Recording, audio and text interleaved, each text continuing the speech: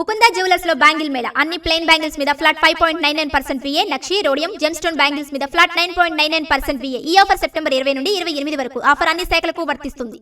కోల్కతాలో కుండపోత వర్షానికి జనజీవనం స్తంభించింది.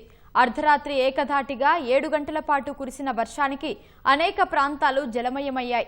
రహదారులపై నీరు నిలిచిపోవడంతో ప్రజా రవాణా స్తంభించింది. ఫలితంగా ఉద్యోగస్తులు కార్యాలయాలకు వెళ్లేందుకు తీవ్ర ఇబ్బందులు పడ్డారు. రైల్వే ట్రాక్లపై నీరు చేరడంతో మెట్రో సహా ఇతర రైళ్ల రాకపోకలకు అంతరాయం ఏర్పడింది. వివిధ ప్రాంతాలలో విద్యుదాఘాతానికి 7 మృతి చెందారని కోల్కతా మేయర్ తెలిపారు.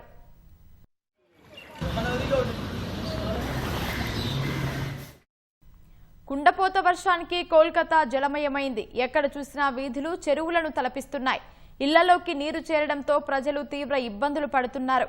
రహదారులపై నిలిపి ఉన్న వాహనాలు నీటిలో మునిగిపోయాయి. ఈదురుగాలులకు అనేక ప్రాంతాల్లో చెట్లు కూలిపోయాయి. కొన్ని భవనాలు ధ్వంసమయ్యాయి.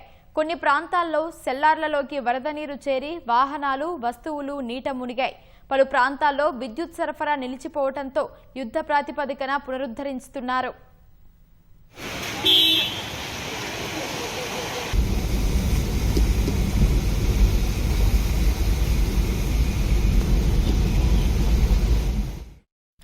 జోరు వర్షాలకు ట్రాక్ పైకి నీరు చేరడంతో బ్లూ లైన్ మార్గంలో మెట్రో సర్వీసులను నిలిపివేశారు.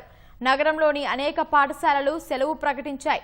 వర్షాల వల్ల విమానాల రాకపోకలకు అంతరాయం కలిగినట్లు విమానయాన సంస్థలు వెల్లడించాయి. ఎయిర్ ఇండియా, ఇండిగో ప్రయాణికులకు అలర్ట్ పంపించాయి. తాజా అప్డేట్లను ఎప్పటికప్పుడు చెక్ చేసుకోవాలని సూచించాయి. భారీ వర్షాల కారణంగా కలకత్తా విశ్వవిద్యాలయం, జాదవ్పూర్ యూనివర్సిటీ తరగతులను రద్దు చేశాయి. లోతట్టు ప్రాంతాల్లో నిలిచిన నీరును కోల్కతా మున్సిపల్ కార్పొరేషన్ సిబ్బంది మోటార్లు పెట్టి తోడుతున్నారు.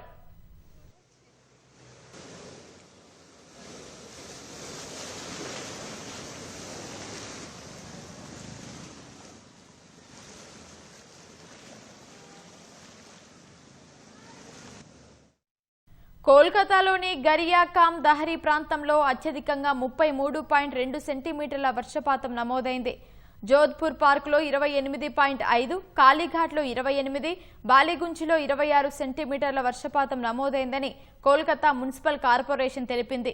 ఈశాన్య బంగాళాఖాతంలో ఏర్పడిన అల్పపీడనం వాయువ్య దిశగా కదిలే అవకాశం ఉందని, దక్షిణ బెంగాల్లోని పలు జిల్లాల్లో రానున్న కొన్ని గంటల్లో అతి భారీ వర్షం కురిసే అవకాశం ఉందని IMD హెచ్చరికలు జారీ చేసింది.